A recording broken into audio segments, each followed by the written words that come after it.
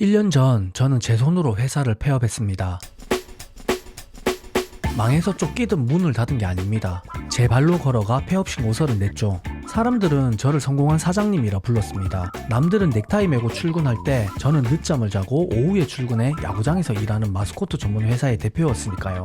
겉보기엔 홈게임이 있는 한 달에 반만 일하는 것처럼 보이는 꽤나 근사하고 부러운 직업이었습니다. 하지만 저는 지난 20년간 얼굴 없는 딴따라였습니다. 한여름 체감온도 40도가 넘어가는 찜통, 그 무거운 인형탈을 쓰고 춤을 추던 사람, 그게 저였습니다. 관중들은 환호했지만 정작 그 두꺼운 탈 속에서 숨을 헐떡이던 제 얼굴은 전혀 웃고 있지 않았습니다. 어쩌다 20년 넘는 제 청춘을 바쳐 키워온 안정적인 수익을 가져다 주던 회사를 제 손으로 끝내야만 했을까요? 오늘은 안정된 사장이라는 무거운 가면을 벗어 던지고 8살 딸아이의 손을 잡고 19개국 45개 도시를 유랑하며 제가 진짜로 얻게 된 것들에 대한 이야기입니다. 만약 지금 이 영상을 보시는 분들 중 남들이 말하는 정답대로 열심히 살아가고 있는데도 어딘가 숨이 막힌다면 오늘 제가 들려드릴 조금 무모했던 1년의 기록이 여러분의 삶에 아주 작은 힌트가 될지도 모르겠습니다.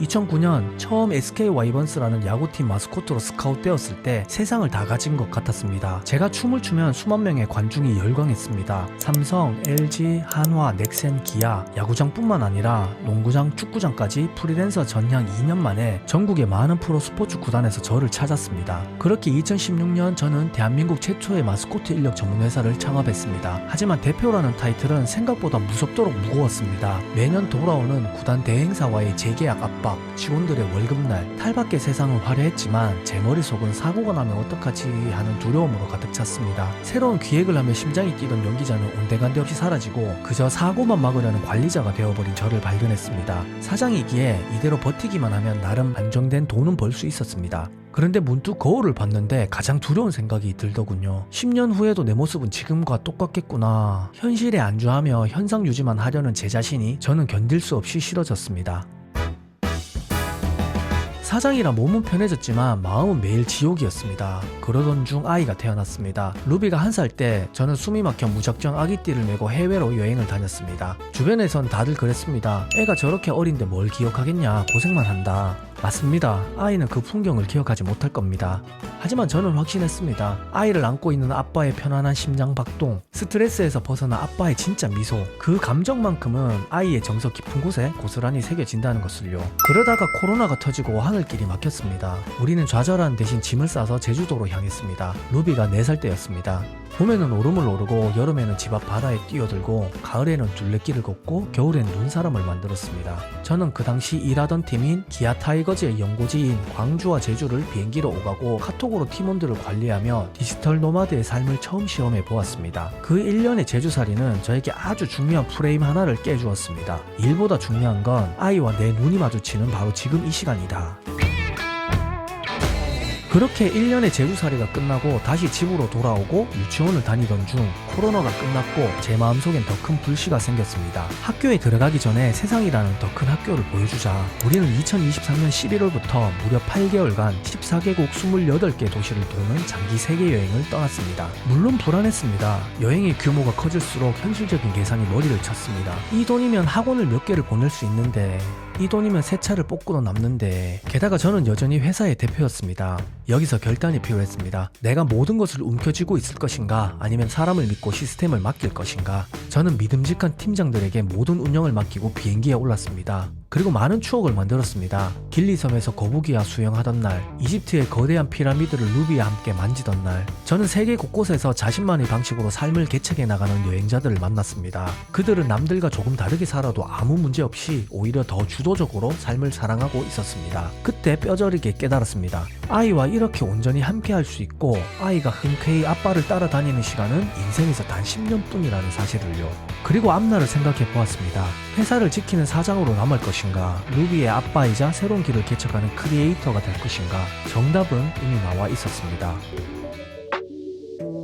긴 여행을 마치고 2024년 여름 한국으로 돌아왔습니다. 그리고 2025년 4월 저는 25년의 청춘을 바쳤던 일과 그간 잘 키워왔던 회사를 정리했습니다. 제 모든 노하우와 시스템은 팀장들에게 온전히 물려주었습니다.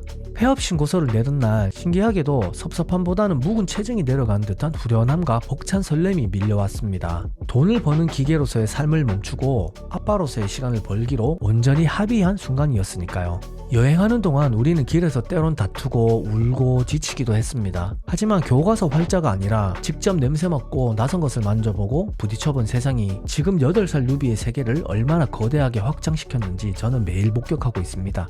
제가 20년 동안 그토록 찾아 헤매던 성공은 연말 결산의 매출 숫자에 있는 게 아니었습니다. 내 아이가 나를 보며 우리 아빠 최고야 라고 말해주는 바로 지금 이 순간에 있었습니다. 두꺼운 마스코트 탈을 완전히 벗어던지니 비로소 진짜 제 인생의 맨얼굴이 보이기 시작했습니다. 어느덧 초등학교 2학년이 되는 루비. 이제 저는 대표님 소리 대신 크리에이터 강사님으로 불립니다. 그렇게 1년 만에 저는 유튜브와 인스타그램 통합 8만 5천 명의 분들과 함께하는 크리에이터가 되었습니다. 물론 지금 이 순간에도 여전히 성장 중이고요. 지금까지 우리가 밟은 땅은 19개국 45개 도시가 되었습니다. 누군가는 묻습니다. 다 큰 어른이 그렇게 노는 게 무슨 스펙이 되고 돈이 되냐고요. 그런데 참 재밌죠? 열심히 아이와 놀고 그 경험을 나눴더니 여기저기서 강의 제의가 오고 협업이 들어옵니다. 단순한 소비가 경험이 되고 그 경험이 다시 가치로 치환되는 삶. 2026년 현재 저는 사이판 호텔과 크루즈 회사의 앰버서더가 되었고 기관에서 강의를 하며 다양한 협업을 이어가고 있습니다. 제가 디지털 노마드로서 묵묵히 증명해내고 있는 변화들입니다. 만약 그때 두려움에 떨며 회사를 부여잡고 있었다면 어땠을까요?